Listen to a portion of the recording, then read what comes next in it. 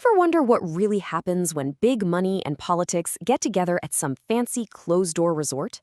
Well, today we're pulling back the curtain on a story that's putting Colorado's ethics laws under a microscope. It's a case that really makes you ask, are our rules actually strong enough to handle the shadowy world of dark money? Let's dive in. So it all starts with this one simple question, but it's a loaded one. Who foots the bill when a bunch of state lawmakers decide to hold a summit at a luxury resort? You know, the answer to that question is what kicked off a formal ethics complaint and a deep dive into what's allowed and what's definitely not in Colorado politics. All right, so the complaint is all about this legislative group called the Colorado Opportunity Caucus and a summit they held behind closed doors. But, it's not really the meeting itself that's the issue. Nope, it's who picked up the tab, and that's what landed them in some pretty serious hot water. Okay, so this right here, this is basically the smoking gun. It's an email from the head of an outside group, One Main Street, Colorado, and they're urgently asking for approval for a $25,000 payment. And why? Because the caucus leaders apparently asked OMSC to step in and save their hotel rooms. This is the moment a private bailout became a public record. So let's just break down what's being alleged here. You've got a caucus of legislators meeting at a swanky resort. They can't cover the bill, so they ask this outside special interest group to pony up $25,000 for them. The complaint says this wasn't just some nice gesture. No, it was an illegal gift, pure and simple, designed to buy access and influence. And to really get why this is such a huge deal, you got to look at the law they allegedly broke. See, Colorado has one of the strictest ethics laws in the entire country, and it was designed to prevent this exact kind of thing from happening. The whole foundation of this case is Article 29 of the Colorado Constitution. And, the language couldn't be more direct. No member of the General Assembly shall solicit, accept, or receive any gift or other thing of value. It's about as clear-cut as a rule can possibly get. So, what even counts as an illegal gift? Well, the law defines it as a thing of value. We're talking travel, entertainment, special discounts, given to a public official that costs more than a really specific and frankly very low limit. And a stay at a luxury resort, yeah, that definitely qualifies as a thing of value. And that limit, get ready for this, it's just $75. That's it. Per year. That $25,000 hotel bill, when you divide it up among the legislators, well, it would have just obliterated that annual limit in a single night. That number, $75, is the key to understanding just how massive this alleged violation really is. Now, this is a really crucial point. You have to understand the difference between an illegal gift and a legal contribution. A legal contribution, that goes to a registered political committee and it has to be publicly disclosed for everyone to see. An illegal gift, like paying for a hotel room, is given directly to a lawmaker to create this kind of hidden influence.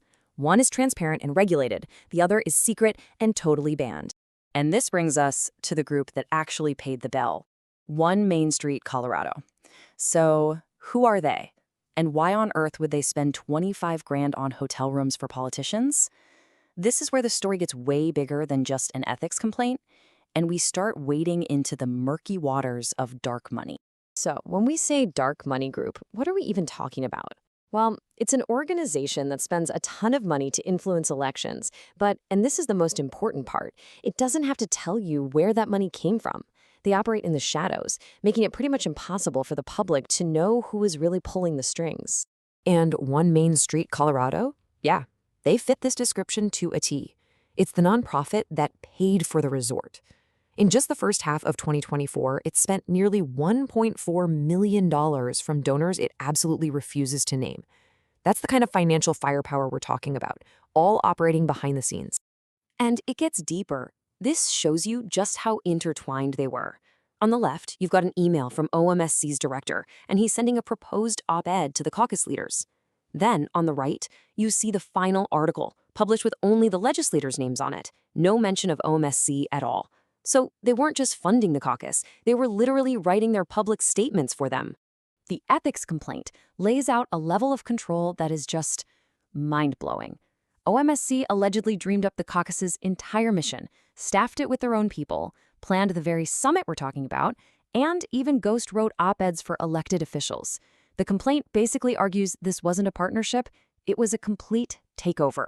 This whole situation really shines a bright light on the weaknesses in our current system, especially when you're up against these well-funded, super secretive groups.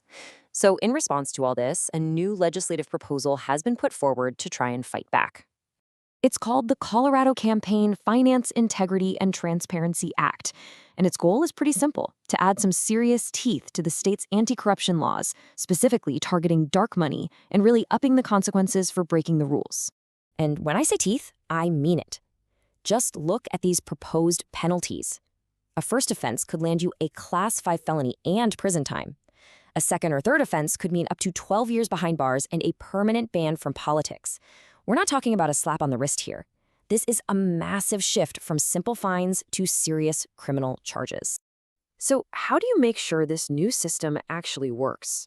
Well, the act would create a new, powerful enforcement body, an independent commission, and it's designed from the ground up to be independent. Members are appointed by different branches of government, they can't be recent politicians or lobbyists, and they have staggered terms so no single administration can have too much control.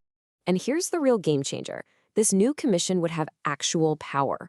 The power to issue subpoenas, to refer cases for criminal prosecution, and to protect and even reward whistleblowers.